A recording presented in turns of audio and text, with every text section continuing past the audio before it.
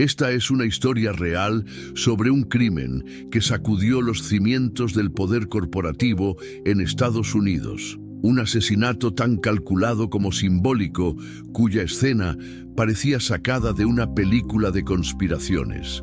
El CEO de una de las aseguradoras más grandes del mundo fue ejecutado a sangre fría dentro de su propia casa. Pero fue un acto de locura, de justicia, o una venganza cuidadosamente planeada durante años. Bienvenidos a Escena del Crimen. Hoy vamos a desentrañar el caso de El asesino del CEO, justicia o venganza personal.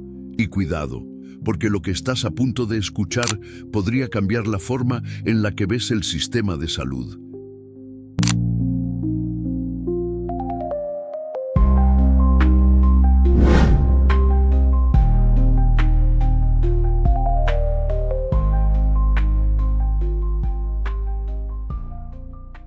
Eran las 7:03 de la mañana del 17 de noviembre. En una exclusiva zona residencial de Minneapolis, Minnesota, las cámaras de seguridad registraron un movimiento inusual. Un hombre alto, vestido completamente de negro, con el rostro cubierto y movimientos meticulosos, forzó la puerta trasera de una mansión moderna rodeada de árboles. No dejó huellas visibles, ni rastros de violencia inmediata. Solo se escuchó un disparo, uno solo, preciso, frío, letal. El cuerpo de Brian Thompson, CEO de United Healthcare, fue encontrado por su asistente personal apenas 45 minutos después. Estaba sentado en su escritorio, aún con su reloj en funcionamiento y su laptop encendida. Parecía dormido, pero un orificio de bala limpio y centrado en su frente confirmaba lo contrario. El disparo fue realizado a una distancia muy corta, probablemente mientras él hablaba con su asesino. No hubo signos de pelea. Nada había sido robado.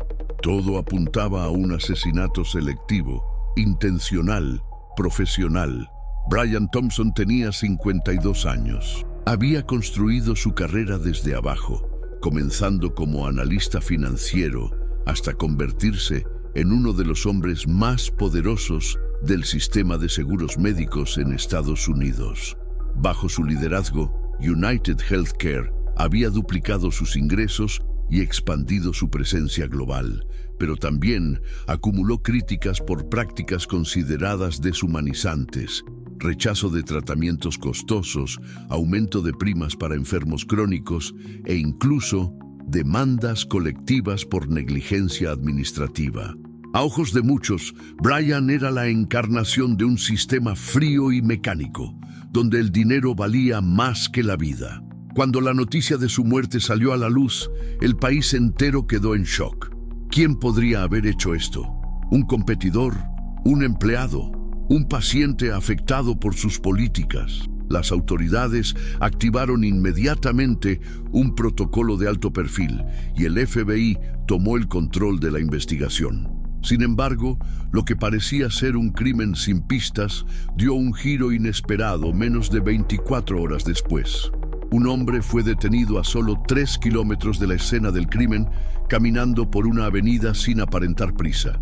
Su nombre, Luigi Mangione, 37 años, sin antecedentes penales visibles, sin dirección fija conocida.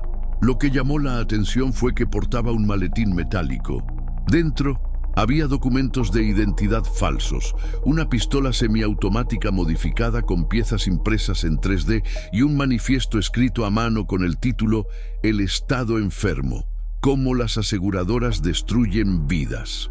El contenido del documento era alarmante. Describía detalladamente a varias figuras del sector salud, incluyendo a Brian Thompson, y hablaba de una purga necesaria para despertar la conciencia colectiva. ¿Habíamos encontrado al asesino? La detención de Mangione desató una tormenta mediática.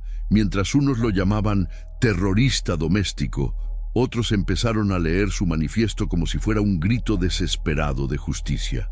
Algunos programas de opinión incluso insinuaron que más allá del crimen, sus palabras tocaban una herida real. el sufrimiento de miles de personas que perdieron familiares por decisiones burocráticas de aseguradoras. La polarización estaba servida. ¿Era Mangione un psicópata solitario, un idealista radicalizado o un justiciero moderno? Pero retrocedamos un poco. ¿Quién era realmente Luigi Mangione? Nacido en Filadelfia, hijo de inmigrantes italianos, Luigi tuvo una infancia marcada por la enfermedad de su madre, que murió cuando él tenía apenas 12 años, tras una batalla larga contra un cáncer que su aseguradora se negó a cubrir con tratamientos experimentales. Esa experiencia lo marcó profundamente. Estudió ingeniería, trabajó brevemente en el sector tecnológico, pero desde hace al menos 5 años había desaparecido del radar. No tenía redes sociales, no tenía historial médico registrado y su nombre no aparecía en ninguna base de datos laboral. Parecía un fantasma, pero lo más inquietante era su preparación. La pistola modificada con impresiones 3D no solo era funcional, sino indetectable por la mayoría de escáneres. Tenía planos electrónicos codificados en un USB oculto en su ropa interior. Su manifiesto citaba estudios médicos, cifras económicas y registros legales con una precisión obsesiva. No era un improvisado, tampoco alguien que cometiera un crimen por impulso. Todo parecía indicar que había estado planeando este asesinato durante mucho tiempo, y sin embargo, algo no encajaba. En los interrogatorios iniciales, Mangione se mostró completamente calmado. No negó nada, pero tampoco confesó explícitamente. Solo dijo una frase: no fue un asesinato, fue una respuesta. Esa respuesta dejó a los investigadores y al público en un dilema moral. ¿Se puede llamar justicia a un crimen cuando la víctima representa un sistema opresivo? ¿O estamos simplemente ante una ejecución disfrazada de ideología? Aquí es donde el caso se convierte en un rompecabezas. Porque a pesar de las pruebas encontradas con él, Luigi Mangione no fue captado en ninguna cámara de seguridad entrando o saliendo de la casa. No hay registros telefónicos que lo ubiquen allí, y el arma incautada con él no coincidía balísticamente con el proyectil hallado en el cuerpo de Thompson. Entonces, ¿fue él realmente el asesino o solo un fanático atrapado en el momento justo, con el mensaje perfecto, pero sin el crimen en sus manos? Este es solo el comienzo. Y tú, que estás viendo esto, tienes una misión: prestar atención a cada detalle, porque en este caso, nada es lo que parece. La casa de Brian Thompson era una fortaleza tecnológica. Ubicada en el exclusivo barrio de Kenwood, en Minneapolis, estaba equipada con sensores de movimiento, cámaras de alta definición y cerraduras inteligentes conectadas a un sistema de vigilancia privado. Era, en teoría, impenetrable. Sin embargo, el asesino había logrado entrar y salir sin dejar rastro alguno de violencia ni forzamiento. Ninguna alarma sonó. Ningún vecino vio nada. ¿Cómo es posible? Esa fue la primera gran incógnita para los investigadores. Al llegar a la escena, el equipo forense encontró una vivienda en aparente estado de normalidad. No había objetos revueltos, ni señales de robo. El cuerpo de Thompson estaba aún caliente cuando fue descubierto por su asistente personal, quien llegó, como todas las mañanas, para organizar la agenda. Ella fue la primera en ver la escena, y su testimonio sería clave. Dijo que al entrar lo llamó varias veces, pero él no respondió. Subió a la oficina y lo encontró sentado en su escritorio, con la cabeza levemente inclinada hacia un lado, como si se hubiera quedado dormido frente al ordenador. Fue entonces cuando notó la sangre. El proyectil había entrado justo por el centro de la frente y se alojó en el lóbulo occipital. El disparo fue tan preciso que ni siquiera hubo una dispersión significativa de sangre. Era evidente que se trataba de un disparo a muy corta distancia, posiblemente a menos de 1 metro. No había marcas de lucha ni lesiones defensivas. La escena sugería que la víctima conocía a su atacante, o al menos que no lo consideró una amenaza. Uno de los primeros errores graves en la investigación fue la falta de revisión exhaustiva de los servidores de vigilancia. El sistema de cámaras interno había sido desconectado manualmente desde el panel principal, ubicado en el sótano, exactamente 34 minutos antes del disparo estimado. La policía tardó más de 48 horas en descubrir esta desconexión. Durante ese lapso, los medios ya habían divulgado las imágenes del sospechoso captadas por una cámara vecina, la cual mostraba a un hombre encapuchado cruzando la calle a las 06:57 am, con un maletín metálico. Pero esas imágenes eran externas, lejanas, poco claras. En ese mismo periodo, la figura de Luigi Mangione empezó a tomar protagonismo. La prensa lo etiquetó rápidamente como el asesino del manifiesto. Pero mientras los medios lo condenaban, los investigadores comenzaron a notar algo inquietante. Demasiadas cosas no cuadraban. La primera duda surgió con la arma. Aunque Mangione tenía una pistola semiautomática en su poder, el proyectil hallado en el cráneo de Thompson no coincidía con el calibre ni con las estrías de su cañón. De hecho, parecía haber sido disparado por una pistola distinta, posiblemente de fabricación europea, algo que el propio FBI confirmó una semana después. Este detalle, aunque crucial, fue ignorado en los primeros reportes oficiales. Se había creado una narrativa perfecta. Un justiciero ideológico elimina al símbolo de la opresión sanitaria. Pero la ciencia forense decía otra cosa. La segunda anomalía vino con el análisis de ADN. En la escena del crimen no se encontraron huellas dactilares del atacante, pero sí residuos biológicos. Un cabello, una fibra de ropa y una leve marca en la alfombra causada por un zapato de suela especializada de uso táctico. Ninguno de estos elementos coincidía con Luigi Mangione. Ni su tipo de cabello, ni su talla de calzado, ni las fibras de su ropa correspondían con lo hallado en la escena. Aún así, las autoridades mantuvieron su detención bajo el argumento de riesgo potencial mientras evaluaban nuevas evidencias. Uno de los detalles más perturbadores surgió del propio entorno de Thompson. Su esposa, que se encontraba de viaje en Londres durante el crimen, declaró a los medios que Brian había recibido amenazas de muerte semanas antes. Según ella, un paquete sin remitente había llegado a su oficina con una carta que decía: «No podrás esconderte detrás de tus millones cuando llegue el juicio final». Aunque el paquete fue reportado, el equipo de seguridad interna de la empresa desestimó la amenaza como una broma de mal gusto. La carta, sin embargo, desapareció, y nadie supo explicar cómo. Los empleados cercanos al CEO también relataron que en los días previos al asesinato, Thompson se mostraba inusualmente inquieto. Canceló reuniones, se encerraba durante horas en su oficina y solicitó acceso directo a sus cuentas financieras internacionales. ¿Estaba preparándose para huir? ¿Temía algo más que una simple amenaza? Todo indicaba que sabía que algo se acercaba, pero nunca lo denunció a la policía. La investigación comenzó a fragmentarse en múltiples líneas.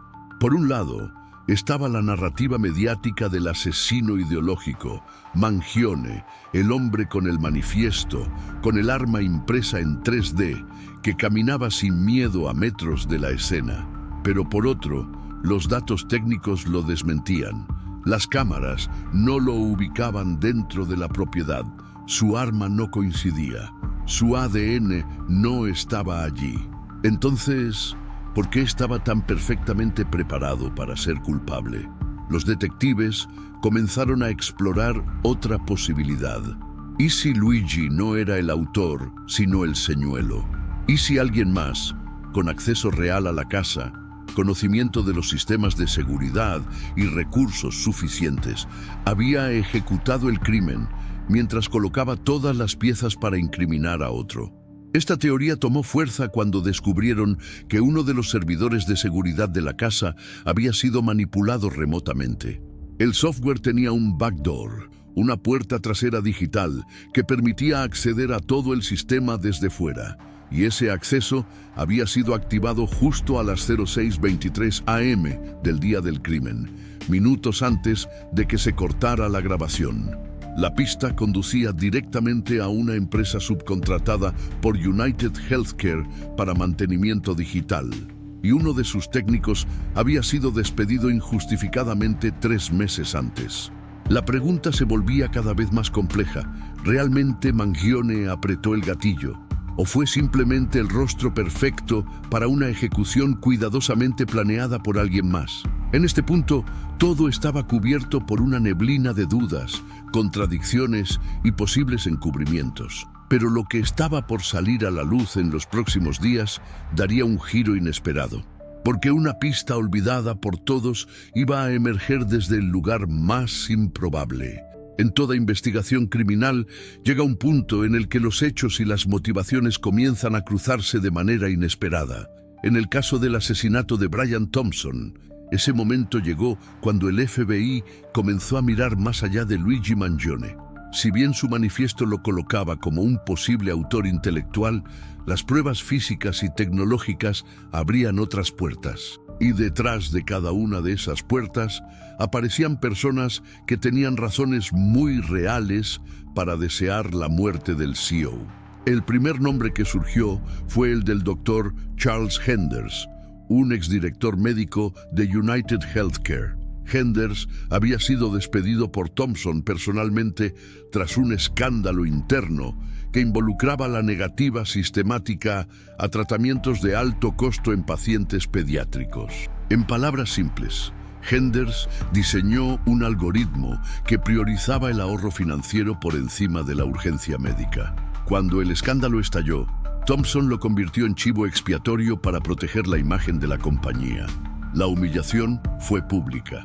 Henders perdió su licencia, sus ahorros y su reputación. Durante los interrogatorios, Henders no ocultó su desprecio por Thompson. Declaró: «Ese hombre me destruyó sin pestañear. Él jugaba con vidas y cuando era hora de asumir responsabilidades me arrojó a los lobos». Aunque no tenía una coartada sólida para la mañana del asesinato, tampoco se encontró evidencia directa que lo vinculara al crimen.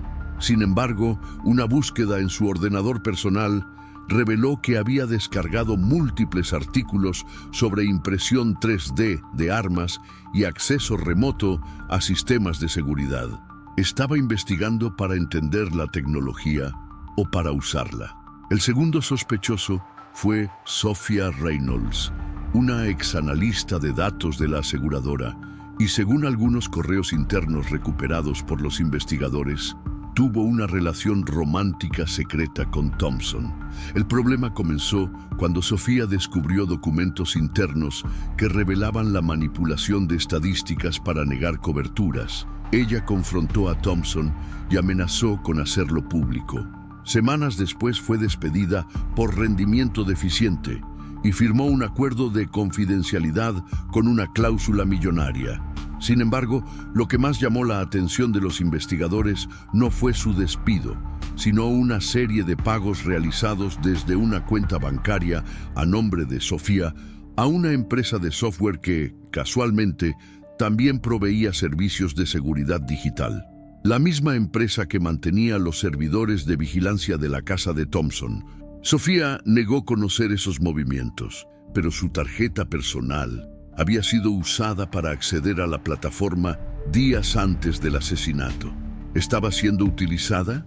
¿O fue ella quien orquestó todo desde las sombras? El tercer y más intrigante nombre fue el de Nathan Bell, cuñado de Brian Thompson. Un empresario con inversiones en farmacéuticas, Nathan era conocido por sus desacuerdos con Thompson respecto a la política de cobertura de tratamientos experimentales. Durante una cena familiar, apenas 2 meses antes del crimen, testigos relataron una fuerte discusión entre ambos. Nathan acusó a Brian de arruinar el futuro de la innovación médica al rechazar terapias emergentes que salvarían vidas. «Solo ves números, pero estás matando personas», habría dicho.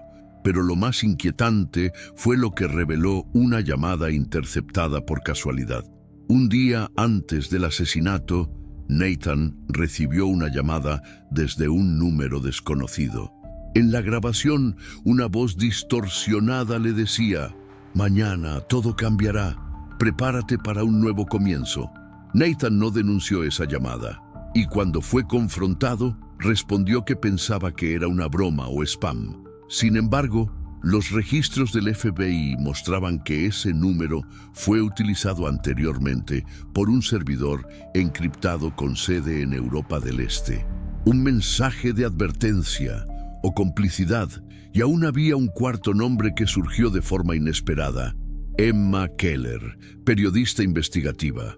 Aunque no era una sospechosa en sentido tradicional, Emma había estado trabajando en un reportaje secreto sobre corrupción interna en el sistema de seguros médicos, y Thompson era su principal objetivo. Días antes del asesinato, Emma intentó contactarlo directamente, pero él se negó. Según fuentes cercanas, ella estaba frustrada por no haber conseguido una entrevista.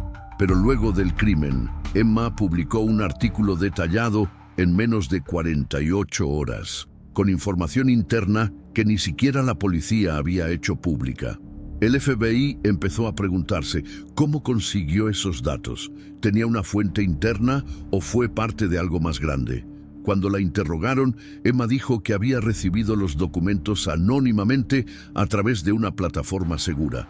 Pero el metadato de uno de los archivos indicaba que fue creado desde un dispositivo registrado a nombre de Sophia Reynolds. En este punto, los investigadores comenzaron a considerar una posibilidad que lo cambiaría todo. ¿Y si el crimen no fue obra de un solo individuo, sino de una colaboración encubierta entre personas con distintos motivos, pero un enemigo en común? Todos ellos, Henders, Sofía, Nathan, incluso Emma, tenían razones diferentes, acceso parcial a información clave y, sobre todo, la motivación para ver a Brian muerto. La complejidad del crimen, la manipulación de los sistemas de seguridad, la precisión quirúrgica del disparo, ya no parecía el acto de un lobo solitario.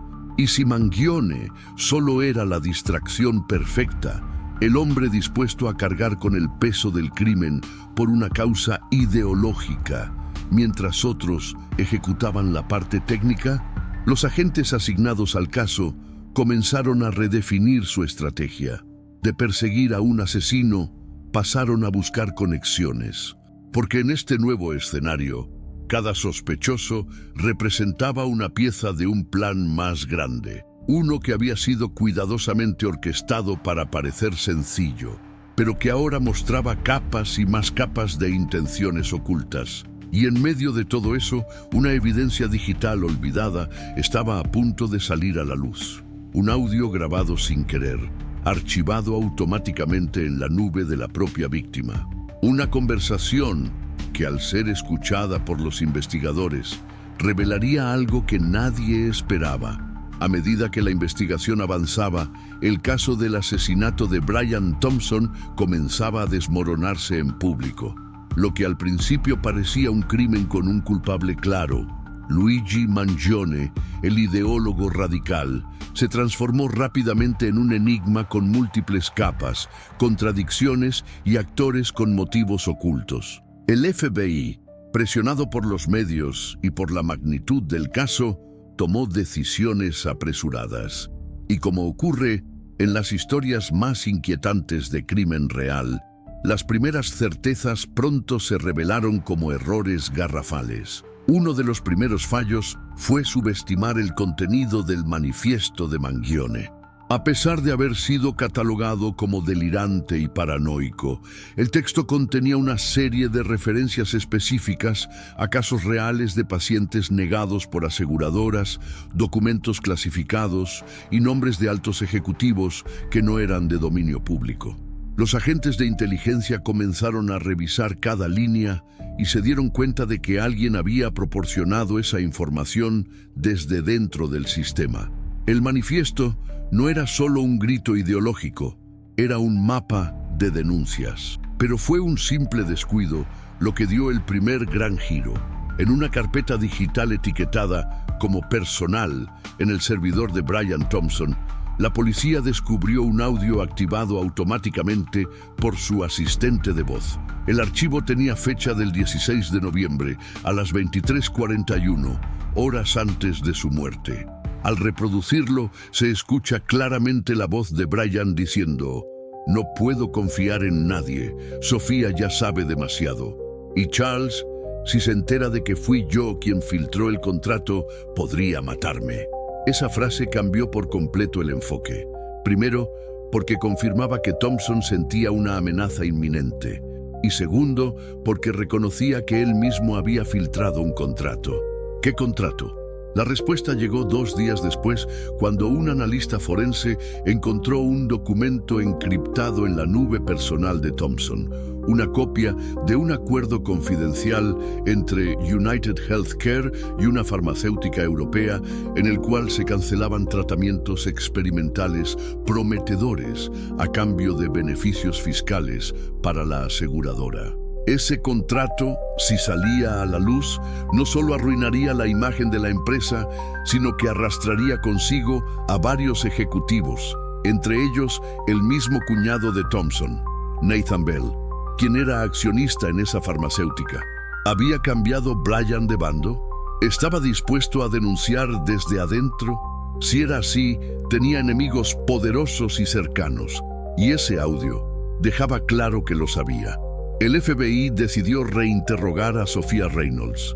Ella insistió en su inocencia, pero cuando los agentes le revelaron que sabían del contrato, su expresión cambió. Se quedó en silencio varios minutos antes de decir, él iba a hablar. Finalmente lo iba a hacer. Pero no pensé que lo mataran antes. Esa declaración no fue una confesión, pero sí una confirmación de que había una verdad mayor detrás del asesinato. Sofía fue puesta bajo custodia. Mientras tanto, los técnicos de la unidad cibernética descubrieron otra irregularidad. El software del sistema de seguridad de la casa de Thompson había sido manipulado desde una ubicación externa. La dirección IP pertenecía a una oficina en Nueva Jersey, exactamente la misma en la que trabajaba un excontratista de la empresa de seguridad digital, despedido tras un conflicto laboral con Thompson. Ese hombre, Greg Lander, era experto en hackeo de sistemas cerrados y, según sus excompañeros, tenía una relación estrecha con Charles Henders. ¿Coincidencia? Lander fue localizado en una cabaña rural en Vermont. Al ser interrogado, negó conocer los detalles del crimen, pero admitió haber vendido acceso remoto a sistemas de vigilancia de clientes de alto perfil a terceros. Lo que no dijo es quiénes eran esos terceros. A falta de pruebas directas, no pudieron arrestarlo, pero su declaración levantó aún más sospechas sobre la posibilidad de que el asesinato fuera planeado y ejecutado por un grupo con recursos, acceso interno y motivaciones compartidas. Y entonces, otra pieza cayó. El FBI recibió una denuncia anónima. El sobre contenía una tarjeta SD con un video de baja resolución grabado desde el exterior de la casa de Thompson. Aunque no se veía claramente al asesino, sí se escuchaba una voz masculina decir: «Todo está hecho. El mensaje está entregado y nadie sabrá quién fue». Esa voz, tras un análisis forense, coincidía con la de Nathan Bell. Con este nuevo dato, el cuñado de la víctima fue citado de urgencia. En un interrogatorio tenso, los agentes le mostraron el video. Nathan mantuvo la calma, pero sus respuestas eran evasivas. «No recuerdo haber dicho eso. Puede estar manipulado. Hay muchas herramientas para falsificar voces». Sin embargo, un análisis espectrográfico demostró que la grabación era auténtica. El escenario se volvía cada vez más oscuro. Mangione seguía detenido, pero era evidente que no actuó solo. Y quizás ni siquiera ejecutó el crimen. El arma del disparo aún no aparecía. Sofía conocía el contrato filtrado. Charles Henders tenía los conocimientos técnicos y el resentimiento necesario. Nathan tenía dinero, motivación y vínculos con la farmacéutica afectada. Y Greg Lander, el hacker, Vendía accesos como si fueran caramelos. Lo que era inicialmente visto como un asesinato ideológico comenzaba a revelar su verdadera forma. Una ejecución premeditada, orquestada por múltiples manos, con objetivos personales, financieros y de venganza. La justicia se mezclaba con la traición, y la verdad seguía escondida detrás de intereses cruzados. Pero había una última pista. Una cámara que nadie revisó. Una cámara que no pertenecía a la casa de la víctima, sino a un dron que volaba por la zona esa mañana, operado por un joven aficionado a la fotografía urbana. Las imágenes que captó no solo mostraban a una figura saliendo por la parte trasera de la casa, mostraban algo más, algo que cambiaría el curso final del caso. La policía nunca imaginó que la grabación más decisiva del caso vendría del cielo. Fue un golpe de suerte, o quizás una ironía del destino. Un joven entusiasta de los drones, de apenas 17 años, solía volar su dispositivo por los techos del vecindario de Kenwood durante las mañanas, filmando amaneceres para su canal de YouTube. El 17 de noviembre, su dron sobrevoló la zona exacta del crimen a las 06:59 de la mañana. 3 días después, mientras editaba el video, el joven notó una figura saliendo por la parte trasera de la mansión de Brian Thompson. La calidad de la imagen no era perfecta, pero el ángulo era claro. El sujeto llevaba guantes, un abrigo largo y un maletín. Lo que llamó la atención del joven fue un detalle peculiar. El hombre parecía hablar por un auricular, aunque no había nadie cerca. Decidió entregar el material a la policía. Cuando los forenses analizaron las imágenes cuadro por cuadro, una revelación inesperada apareció. No solo era evidente que el hombre había salido de la casa, algo que ningún otro video había mostrado, sino que al girar para irse, su rostro quedó brevemente expuesto. La imagen no era nítida, pero los sistemas de reconocimiento facial lo identificaron con un 89% de certeza. Era Greg Lander, el hacker. La confirmación de su presencia en la escena del crimen fue el detonante de una nueva ola de interrogatorios. Greg fue citado nuevamente, esta vez con una orden judicial. Durante la inspección de sus dispositivos personales, los investigadores encontraron registros de acceso al sistema de cámaras de la casa de Thompson, justo a las 06:23 de la mañana. Pero había algo más, un archivo de audio guardado como entrega final WAV. Al reproducirlo, se escuchaba claramente a Greg diciendo, confirmado. Acceso concedido. Sofía recibe los datos. Charles ejecuta. Yo limpio. Esa grabación rompía cualquier teoría anterior. Era la primera prueba directa de que el crimen había sido planeado entre al menos 3 personas. Sofía Reynolds, Charles Henders y Greg Lander. Mangione, el radical detenido desde el inicio, ni siquiera era mencionado. Pero el impacto más fuerte vendría segundos después, cuando otra voz apareció al final del audio. No olviden que Nathan paga por resultados, no por intenciones. Era la voz del cuñado de Thompson. Ahora quedaba claro, el asesinato del CEO no fue ideológico, fue un complot corporativo. Con esta nueva evidencia, el FBI actuó de inmediato. Sofía fue arrestada al salir de su casa. En su bolso se encontró un pasaporte falso, una tarjeta de embarque y $30,000 en efectivo. En el interrogatorio negó ser parte de un asesinato, pero admitió que ayudó a exponer la verdad. Dijo que Brian había prometido hacerlo público, pero se echó atrás por miedo. Yo solo quise asegurarme de que el mensaje se entregara. Según ella, Charles fue quien insistió en una solución final. La captura de Charles Henders fue más complicada. Cuando los agentes llegaron a su apartamento, ya no estaba. Había desaparecido. Sin embargo, su teléfono móvil fue localizado en una zona boscosa cerca del lago superior. Allí encontraron su vehículo, vacío. Dentro había una nota escrita a mano. No fui yo quien apretó el gatillo. pero sabía lo que iba a pasar. El mensaje parecía un intento de despedida, pero ni su cuerpo ni rastros de huida fueron encontrados. Desde entonces, está oficialmente prófugo. Nathan Bell, por su parte, contrató a un equipo de abogados de élite. Durante el primer interrogatorio, se mantuvo en completo silencio. No confirmó ni negó su participación. Cuando se le mostró la grabación de Greg mencionando su nombre, simplemente dijo: «Una acusación grabada no es una sentencia. Hasta que lo prueben, soy inocente». Su equipo legal presentó una demanda por difamación y solicitó la exclusión del audio por obtención ilícita. El caso se convirtió en un espectáculo mediático. La opinión pública se dividió. Mientras algunos veían a Sofía como una denunciante que cruzó la línea, otros la consideraban una heroína trágica atrapada en una red de corrupción.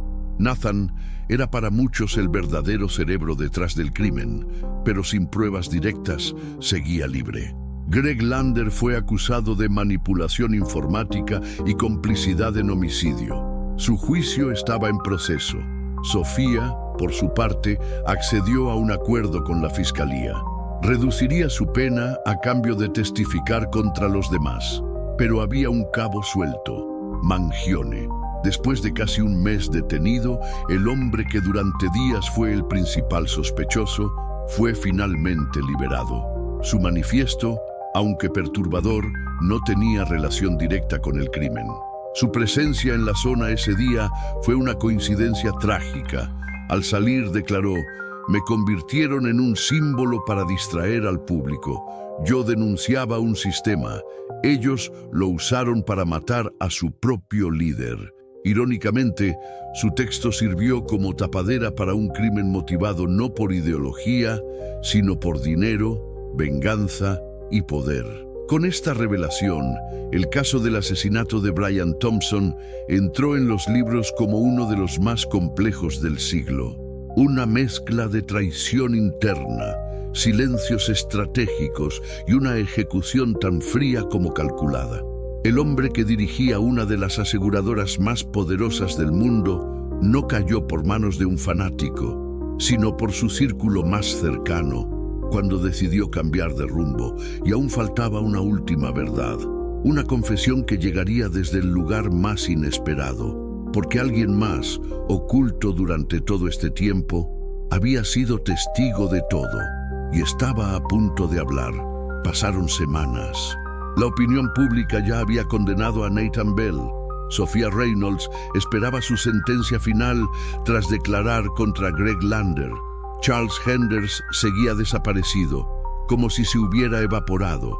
Y Luigi Mangione, el ideólogo que fue señalado como culpable desde el primer día, había sido liberado y ahora se ocultaba del foco mediático, temiendo represalias por su repentina fama.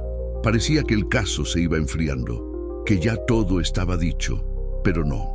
Una mañana, una agente del FBI, revisando archivos complementarios del sistema de seguridad de la casa de Brian Thompson, notó algo curioso.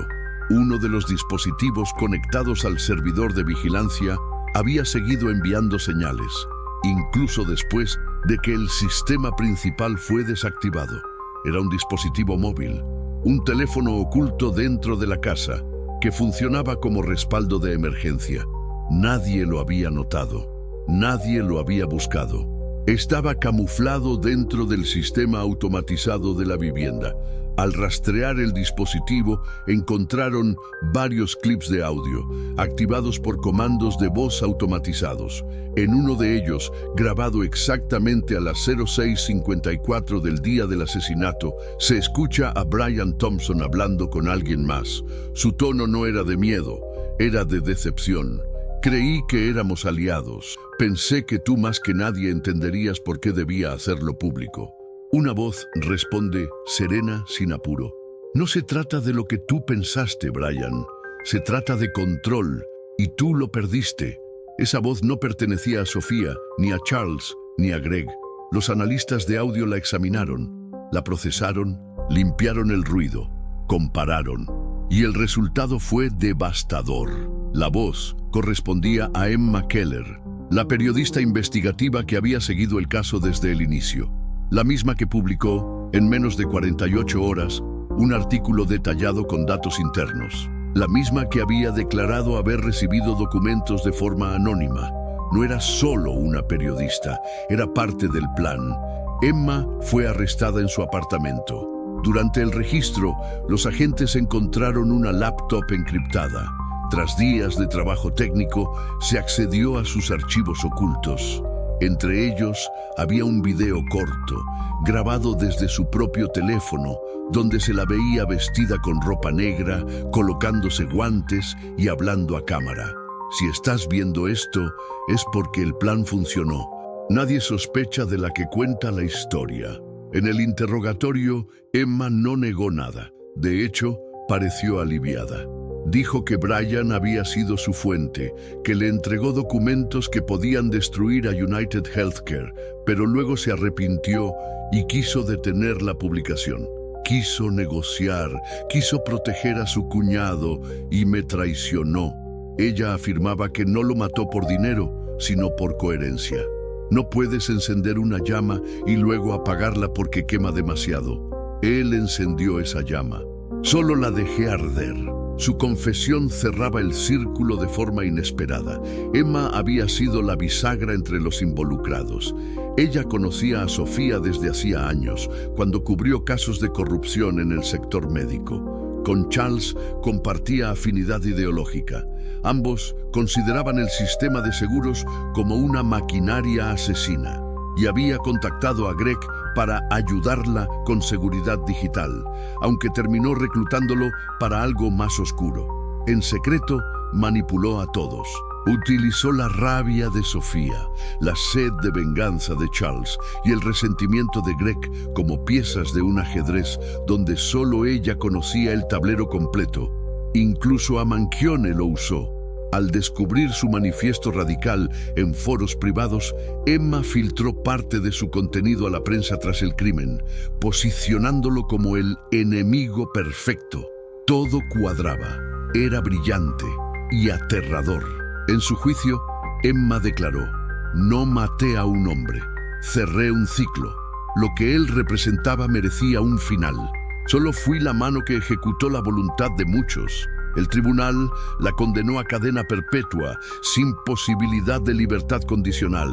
Sofía recibió 12 años por complicidad, Greg 18 años por acceso ilegal y cooperación en homicidio. Charles Henders sigue en fuga y Nathan Bell nunca fue acusado formalmente. La evidencia contra él quedó empañada por la falta de pruebas contundentes. Su fortuna lo mantuvo a salvo. Luigi Mangione, por su parte, desapareció del mapa. Se dice que vive en algún lugar del sur de Europa, bajo otra identidad. Algunos lo consideran un mártir del sistema, otros una víctima colateral de una conspiración que lo usó como pantalla. Pero fue su manifiesto el que reveló la podredumbre del sistema. Su rabia, aunque mal canalizada, expuso una verdad que nadie quería ver. Y la historia de Brian Thompson, el CEO que quiso dar marcha atrás cuando ya era demasiado tarde, quedó como una advertencia. No siempre muere el villano. A veces muere el hombre que intentó redimirse, pero cuando ya había traicionado demasiados intereses. Este caso, que comenzó como un asesinato ideológico, terminó revelando la anatomía de una ejecución meticulosa, movida por traiciones, ambición y una sed silenciosa de justicia personal. Cada pieza del rompecabezas fue encajada no por evidencia, sino por obsesión. Y al final, la asesina no estaba oculta entre las sombras, sino en el centro del escenario, narrando la historia desde el principio. ¿Y tú lo sabías? ¿Sospechaste desde el inicio que Emma Keller era la asesina? ¿Caíste en la trampa de la historia que ella misma ayudó a construir? Comenta abajo tu teoría, porque en Escena del Crimen la investigación nunca termina. Aquí, cada espectador es también detective, y a veces la pista clave estaba frente a nosotros todo el tiempo.